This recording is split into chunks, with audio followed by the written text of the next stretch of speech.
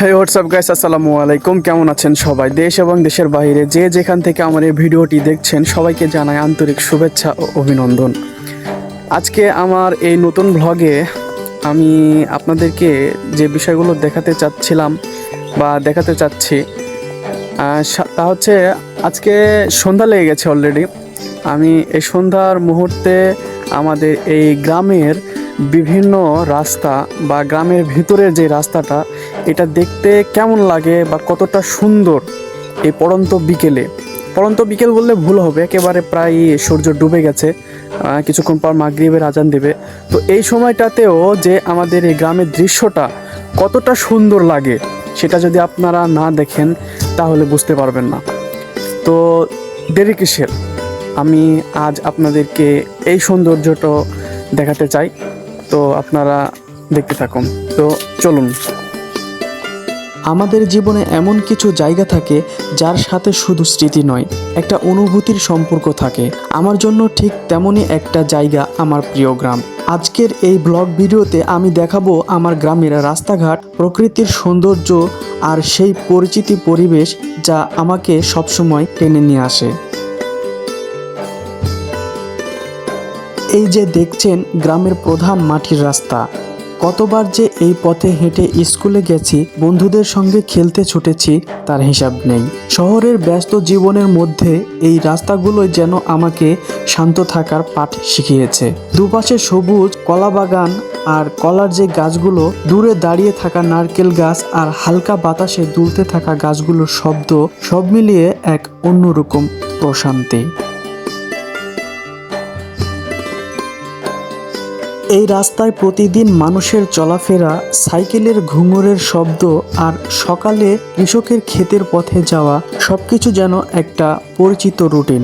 এখানকার সরলতা আর মানুষের হাসিমুখী গ্রামের আসল সৌন্দর্য। যদিও পড়ন্ত বিকেল গড়িয়ে সন্ধ্যা নেমে আসছে, সেজন্য এখন কোনো মানুষের আনাগোনা বা দেখা নেই। দেখা মিলছে শুধু একটি ঘুঘু পাখি, যা একটি বাঁশের উপর দাঁড়িয়ে থেকে সুন্দর ডানা মেলে চারিদিকে শুধু দেখছে। এবার যেটা দেখাচ্ছি সেটা আমাদের গ্রামের পাশের একটি বড় বিল। ছোটবেলায় বর্ষার সময় এই খাল উপচে পড়ত, আমরা বন্ধুদের সঙ্গে সাঁতার কাটতাম। কত স্মৃতি এখানে জমে আছে।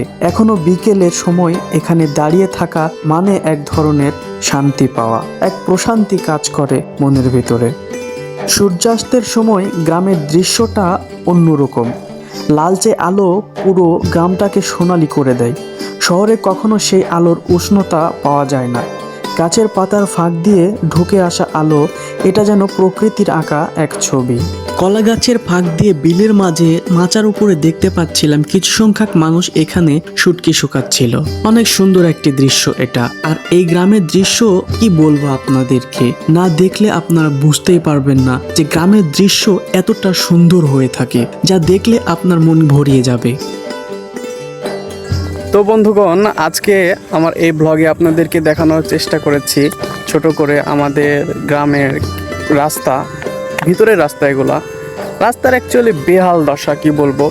এগুলো রাস্তা পাকা হয় না বা ইট সোলিং না, কোনো কিছুই না, মাটির রাস্তা একেবারে। এই জন্য রাস্তা দিয়ে আসতেও অনেক কষ্ট হচ্ছিল গাড়িতে চড়ে। তো আমি এখানে এসে গাড়িতে অলরেডি নেমে গেছি, কারণ রাস্তাটা দেখতে পাচ্ছেন অনেক খারাপ, কি বলবো। তো এই রাস্তা দিয়ে গাড়িতে চড়ে যে আমি আপনাদেরকে ভিডিও করে দেখাবো সেই অবস্থাটাও নাই, সেজন্য আমি নেমে আপনাদের সঙ্গে ভিডিও করে দেখাচ্ছি।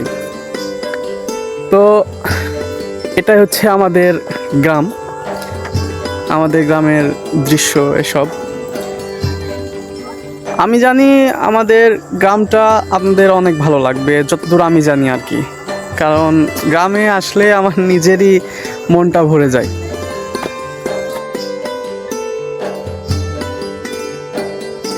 তো বন্ধুরা, আপনাদের সঙ্গে তো অনেক কথা বললাম, আমাদের গ্রামকে দেখালাম। আমাদের গ্রাম আপনাদের কেমন লেগেছে আপনারা জানাতে ভুলবেন না। অলরেডি মাগরিবের আজান দিয়ে দিয়েছে। আজ এই পর্যন্তই। সবাই ভালো থাকবেন, সুস্থ থাকবেন। আমার ভিডিওটি কেমন লেগেছে তা জানাতে ভুলবেন না। আল্লাহ হাফেজ।